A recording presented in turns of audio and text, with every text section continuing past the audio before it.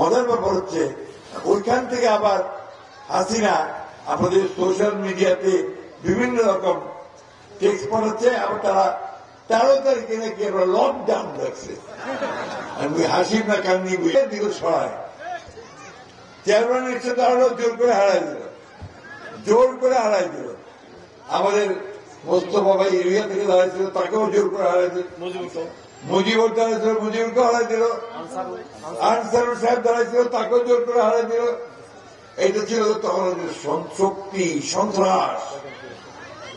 Chairman করাইছে তোমার secretary আমার শরীর তো নাই, এখানে শরীর তো হারাইছে। অর্থাৎ তখন নির্বাচন গুলো ওদের ওই হাতের চুটকি ছিল, সব দখল করে নিয়ে যাবে, তাই না? এলাকুন্ঠে গেছে, এলাকুন্ঠে পালান দিছে না, কুঞ্চে পালান দিছে দিল্লি না। কেন বাবা করলেন, কেন এমন কাম কেন করলেন যে দেশকে আর থাকিবা পারেন না? হ্যাঁ, এমন কাজ করা কি আপনাদের উচিত ছিল? তারা এইসব কাজ করে নিজেরাই এখন দেশ ছেড়ে পালিয়েছে। আবার মজার ব্যাপার হচ্ছে ওইখান থেকে আবার হাসিনা আমাদের সোশ্যাল মিডিয়াতে বিভিন্ন রকম টেক্সট পাঠাচ্ছে, আবার তারা 13 তারিখে নাকি আমরা লকডাউন রাখছে। আমি হাসিব না কান্নি বুঝে বল না ভাই, তুই লকডাউন ঢাকাতে এসে দায় দে না, ঢাকায় এসে দাও, আমরা দেখি তোমার মূলত কত।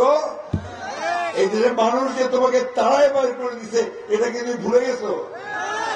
আমরা তখনই বলছিলাম আপনি এই সমস্ত বাড়াবাড়ি করবেন না, বাড়াবাড়ির উপর ওরা পছন্দ করে না, মানুষকে মানুষ মনে করবেন। আর তা না হলে এমন একটা সময় আসবে যেদিন পাড়াবাড়ো পথটা খুঁজে পাবেন না, পায় নাই, তাই না? হেলিকপ্টারে চড়ে দৌড় দিয়ে পাড়াবাড়িতে উঠে এনে ঘুরছে, ঠিক তো? এইটা থেকে শিক্ষা নেওয়া উচিত ভাই সকলের, যে জনগণের বিরুদ্ধে গেলে, জনগণের উপর অন্যায় অত্যাচার নির্যাতন করলে সে জনগণ কখনো ক্ষমা করে না। আমাদের ঠাকুরগাঁও অঞ্চলে আমাদের কোন ছেলে চাকরি বাকরি পায় নাই, যদি খালি গন্ধ শুকিছে, যদি বিএনপি আছে তাহলে ওর চাকরি নাই, ঠিক না? অনেকে কোন চাকরি বাকরি নেই, ব্যবসা বাণিজ্য নাই।